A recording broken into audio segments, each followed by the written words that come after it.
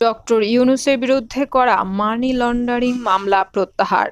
অন্তর্বর্তী সরকারের প্রধান উপদেষ্টা ডক্টর মোহাম্মদ ইউনূস সহ ১৪ জনের বিরুদ্ধে করা মানি লন্ডারিং প্রতিরোধ আইনের মামলা প্রত্যাহারের আবেদন মঞ্জুর করেছেন আদালত। ঢাকার বিশেষ জজ আদালত ৪-এর বিচারক মোহাম্মদ রবিউল আলম গত রোববার এ আদেশ দেন। আদালত সংশ্লিষ্ট সূত্রগুলো বলেছে, দুর্নীতি দমন কমিশনের পক্ষ থেকে ডক্টর ইউনূস সহ ১৪ জনের বিরুদ্ধে মামলাটি ফৌজদারি কার্যবিধির ৪৯৪ ধারা অনুযায়ী প্রত্যাহার আবেদন করা হয়। আদালতে শুনানি নিয়ে মামলা প্রত্যাহারের আবেদন মঞ্জুর করেন।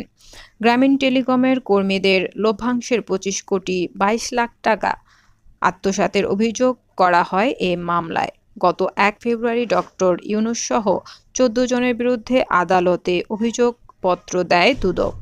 দুদকের উপপরিচালক গুলশান আনোয়ার প্রধান বাদী হয়ে গত বছরের ৩০ মে মামলাটি করেন। তদন্ত প্রতিবেদনে বলা হয়, অবৈধভাবে অর্থ স্থানান্তর করা হয়েছে, যা মানি লন্ডারিংয়ের প্রতিরোধ আইনে অপরাধ। এর আগে ৭ আগস্ট শ্রম আইন লঙ্ঘনের মামলায় শ্রম আদালতের দেয়া কারাদণ্ড থেকে খালাস পান ডক্টর ইউনূস।